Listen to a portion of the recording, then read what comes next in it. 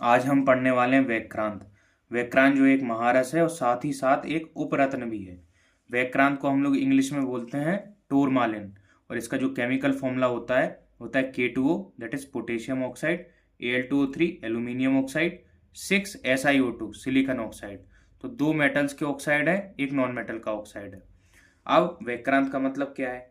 तो विकृंत्यति लोहानी, लोहानी मतलब लोहा आदि धातु, और विकृंत्यति मतलब होता है कि जो लोहा आदि धातु को भी काट दे, which has the ability to destroy the iron और मेटल्स। तो मतलब जो मेटल्स को भी डिस्ट्रॉय कर दे या कट कर दे, तो तेन व्याक्रांत का स्मृता, तो उसको क्या बोलेंगे हम? व्याक्रांतक या फिर व्याक्रांत।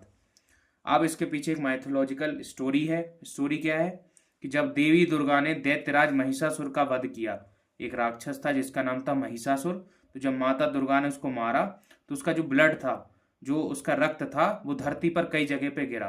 तो जहां जहां गिरा वहां पे किसकी उत्पत्ति हो गई? व्याक्रांत की उत्पत्ति हो गई। अब व्याक्रांत के कई सारे सिनोनिम्स हैं, तो उसमें से जो इंपॉर्टेंट हैं वो हम पढ़ लेते हैं, और ये तो आपको याद ही करने पड़ेंगे। जैसे पहला है कुवज्रक, दूसरा है चूर्ण वज्रक, तीसरा है जीर्ण वज्रक, चौथा है क्षुद्र कुलिश, क्षुद्र का मतलब ही होता है इंफीरियर, और पांचवा है विक्रांत। तो जो क्षुद्र कुलिश और विक्रांत है इंफीरियर क्वालिटी है, कुवज्रक, चूर्ण वज्रक और जीर्ण वज्रक जो है सुपीरियर क्वालिटी है। अब क्लासिफिकेशन है विक्रांत का on the basis of colour. तो कलर के बेसिस पे 7 तरीके का होता है। पहला है श्वेता, श्वेत मतलब सफेद या फिर व्हाइट इन कलर, पीत मतलब येलो, रक्त मतलब रेड इन कलर, नील मतलब ब्लू इन कलर, पाराभत प्रभा, जो पारावत की तरह दिखे जिसका कलर, पारावत मतलब पिजन या फिर जिसको हम बोलते हैं कबूतर। फिर है मरकत प्रभा, मरकत की तरह दिखे। मरकत क्या है?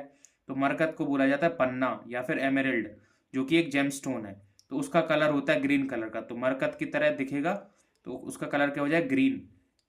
फिर लास्ट है मयूर कंठ सदृशा, मयूर मतलब मोर, कंठ मतलब नेक, तो जो मोर के गर्दन जैसा जिसका कलर हो, तो 7वां टाइप है मयूर कंठ सदृशा।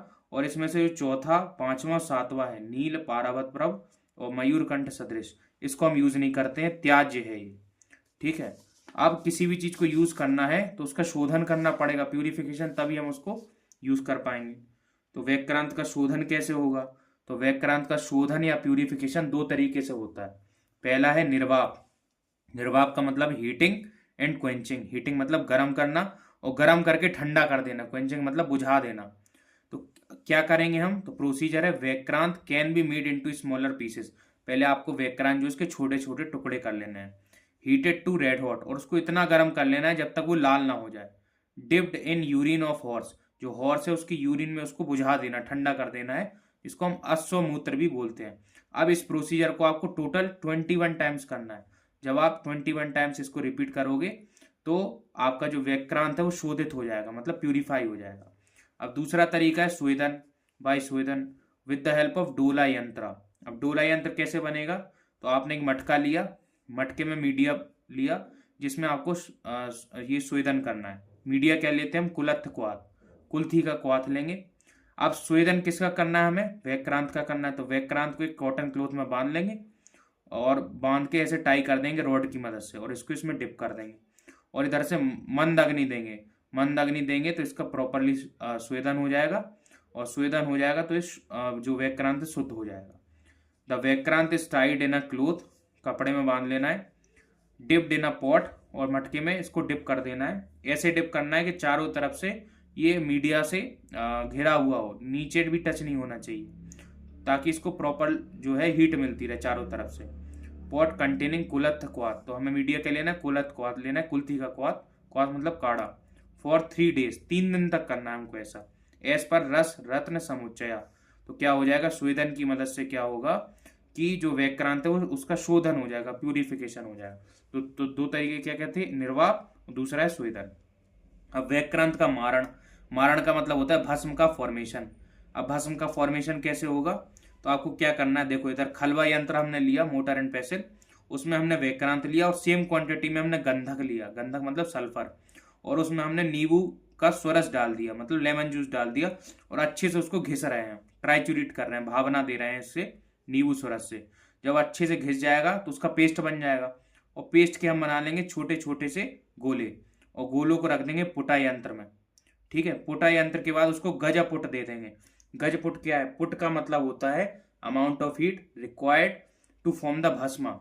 तो गज पुट मतलब है 1000 डिग्री सेल्सियस फॉर 1 आवर, मतलब हमको 1 घंटे में कितना टेम्परेचर सेट करना है इलेक्ट्रिकल फर्नेस में? 1000 डिग्री, 1000 डिग्री सेल्सियस। तो वो गज पुट हो जाएगा। पहले तो फर्नेस होते नहीं थे इलेक्ट्रिकल फर्नेस, तो पहले तरीका अलग था। तरीका क्या था? जमीन के नीचे हमने गड्ढा बनाया जिसकी लेंथ वेथ और हाइट कितनी होनी चाहिए? 56 सेंटीमीटर, 56 इंटू 56। तो ऐसा हमने एक गड्ढा बना लिया। उसमें हम क्या करते थे? 750 उपल, 750 उपल मतलब काउडंग केक डालते थे। और उसमें ये जो पुट यंत्र है जिसमें ये रखा हुआ है चक्री का पैलेट्स जो ये रखे हुए हैं इसके, ये पेस्ट के, इसमें इसको इसमें डाल देते थे, बीच में रख देते थे। फिर ऊपर से 250 उपल मतलब 250 उपल फिर से कवर करते थे, आग लगा देते थे। तो इससे क्या होता था? भस्म का फॉर्मेशन हो जाता था।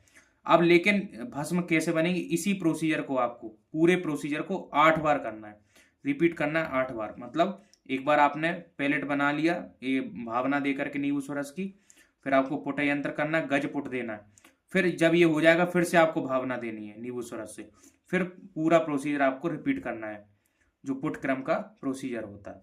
अब जो भस्म बनेगी पता कैसे लगेगा सही बनी कि नहीं बनी? तो उसके लिए भस्म परीक्षा होती है।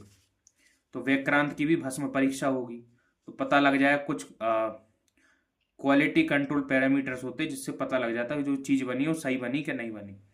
तो पहला जो कैरेक्टर है वो है चंद्रिका रहित, मतलब चमकना नहीं चाहिए, फ्री फ्रॉम लस्टर। दूसरा है सूक्ष्म, बहुत फाइन होना चाहिए, फाइन पाउडर होना चाहिए। वारी तर, वारी मतलब होता है वाटर, तर मतलब तैरना, तो फ्लोट ऑन वाटर। लघु मतलब लाइट एंड वेट, हल्का होना चाहिए। अब पढ़ेंगे हम वेक्रांत का सत्वपातन। सत्व मतलब होता है प्योर फॉर्म, तो प्योर फॉर्म कैसे एक्सट्रैक्ट करेंगे? और सत्वपातन का मतलब होता है आयरन को एक्सट्रैक्ट करना ओर से, तो ये भी एक सत्वपातन का मतलब है। और दूसरा है प्योर फॉर्म निकालना। तो वेक्रांत का सत्वपातन करने के लिए हम क्या करेंगे? जो शुद्ध वेक्रांत है पहले हम उसका प्यूरिफिकेशन कर लेंगे, फिर उसको लेंगे और भावना देंगे सत्वपातन या द्रावक वर्ग से। सत्वपातन वर्ग या द्रावक वर्ग क्या है? तो उसमें 6 चीजें आती हैं। पहला है घृत मतलब घी, दूसरा है गुंजा, तीसरा है गुड़, चौथा है मधु मतलब शहद, पांचवा है टंकन दैट इज बोरेक्स Na2B4O6.10H2O, और छठवां है गुगलू। ठीक है, तो इससे आपने क्या किया? भावना दे दी। भावना मतलब ट्राइचुरेट कर दिया, अच्छे से घिस दिया। फिर उसके आप बना लेंगे पेड़े टाइप के छोटे छोटे गोले, पेलेट्स बना लेंगे और उसको आप मूसा में रख देंगे। मूसा एक यंत्र होता है, एक इंस्ट्रूमेंट होता है जो हाई टेम्परेचर को भी झेल जाता है। और नीचे से हीट कर देंगे। हीट करने के बाद क्या होगा? जो गर्म हवा से क्या होगा? ये जो वेक्रांत पिघल जाएगा, व्हाइट कलर का सत्व निकल आएगा। तो इसे बोलते हैं वेक्रांत सत्वपातन। ठीक है, अब थेरापेटिक इंडिकेशन क्या है, कहाँ कहाँ यूज कर सकते हैं? तो सबसे पहला है मेद्या, मतलब मेमोरी को बढ़ाता है। बल्या, बॉडी की स्ट्रेंथ को एनहेंस करता है। दीपन, भूख को बढ़ाता है।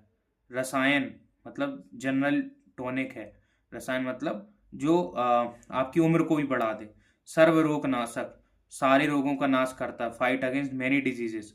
अब इसका डोज क्या है, कितना लेना है? तो डोज है 5 to 10 मिलीग्राम।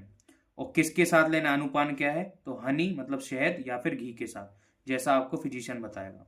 अब इसकी कई सारी फॉर्मुलेशन हैं, जैसे पहली है वसंत कुसुमाकर रस, तो इसका यूज करते हैं हम लोग डायबिटीज और यूटीआई मतलब यूरिनरी ट्रैक्ट इन्फेक्शन में। दूसरा है सूचिका भारण रस, इसका हम कोमा में यूज करते हैं। फिर है रत्न प्रभावटी, वर्धमान रस, नीलकंठ रस, जया सुंदर रस, नवरत्न पिष्टी, कंदार पारस, अपूर्व मालिनी वसंत रस। तो इसकी कई सारी फॉर्मुलेशन है, जो इंपॉर्टेंट थी वो मैंने इधर पे लिख दी। क्या क्या है? वसंत कुसुमाकर रस भी इंपॉर्टेंट है, सूचिका भारण रस भी इंपॉर्टेंट है, रत्न प्रभाकर वटी भी इंपॉर्टेंट है, वर्धमान रस, नीलकंठ रस, जया सुंदर रस, नवरत्न पिष्टी, और ये जैसे ये अपूर्व मालिनी वसंत रस है। तो ये सारी इंपॉर्टेंट फॉर्मुलेशन है, ये आप सबको याद होनी चाहिए।